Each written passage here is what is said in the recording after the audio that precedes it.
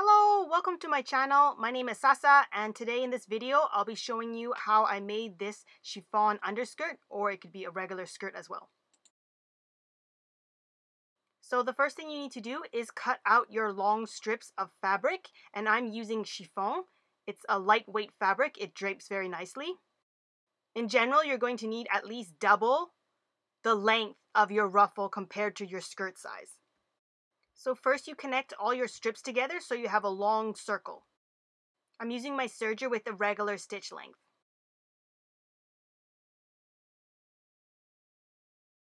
Next, change the setting to a rolled hem, which on my machine is just an R. This is a faster way of finishing a hem instead of using the sewing machine and folding it over twice. So the machine does this all in one step. You may need to use a smaller needle since the chiffon fabric is delicate and thin. My machine is a little bit finicky, especially when the fabric is black. I'm not sure if it's with the thread dyes or the color that makes it a bit strange, but make sure you practice on a spare scrap of fabric before touching your main fabric. So after you go all the way around a circle, you're going to overlap a little bit. And since my fabric is black, I can use the melting with a lighter method. If your fabric is a light colored, if you use the lighter, there's a chance that it could turn black. So make sure you do a test first. If not, you can always just knot the ends. Or you could cut the ends and put a little bit of fray stop on the ends, which is a type of glue that stops the thread from fraying. For the skirt, you can make it however long or short you want. So it's basically two rectangles. So you want to sew the two side seams of the skirt. Test out your iron temperature on a piece of scrap fabric so you don't accidentally melt it. Ironing the rolled hem helps it lay flat and looks more smooth. It's quite an important step. And make sure you do it before you gather or else it becomes difficult.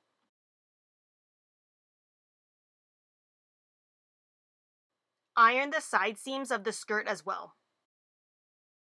For gathering, you set your sewing machine on the longest stitch length and you sew the top of both of the ruffles.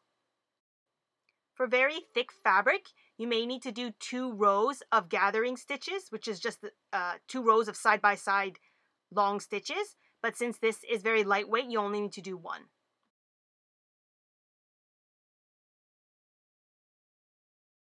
After you sewed all the way around in a circle, you're going to gently pull the top threads. If you pull both the top and bottom threads from one side, you'll find that it locks into place and then you'll be stuck. Pull gentle and go slowly and adjust the ruffles. If you pull too hard and the thread breaks, the ruffles will all come undone and it's a little bit annoying. Of course, you can restitch it over again to fix that problem. Gather the ruffle until it fits the bottom of the skirt. So baste the top ruffle to the skirt bottom. And make sure you do it right sides together.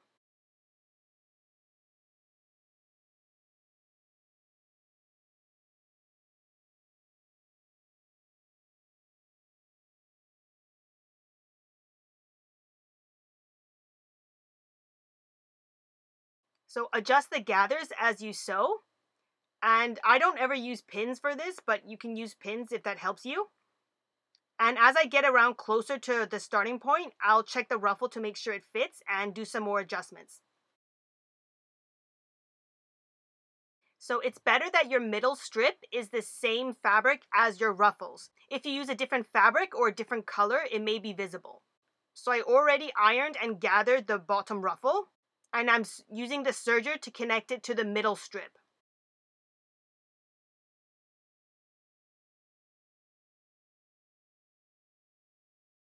So now you serge the middle strip to the top ruffle and skirt, the part that you already basted. So you can line up the side seams and place them right side together. And I serge around this.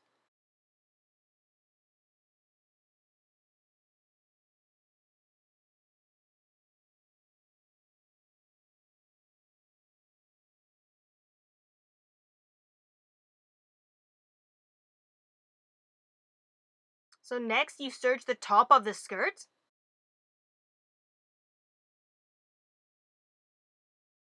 To make the casing for the elastic of the waistband, I iron over the stitching of the serger first. Then I fold over about 1.5 centimeters, and the thickness depends on how thick your elastic is.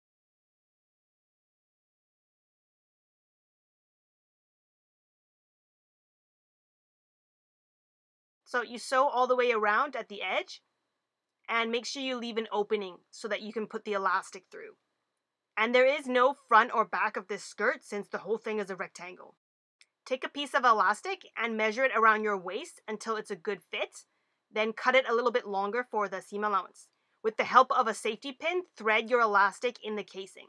When you're done, sew the two ends together and it's finished. You could sew the opening in the casing shut. I leave it open because sometimes I need to tighten the elastic. If my videos and tutorials helped you create something, please tag me. I would love to see your work. Please check out my channel for playlists on cooking, sewing, cosplay, and other tutorials. You can support me by buying me an online coffee, which is a donation of increments by $3, or you can buy anything from my Etsy shop. It's all handmade by me. I really appreciate your support. Thank you so much. I hope you have fun with your projects. Bye bye!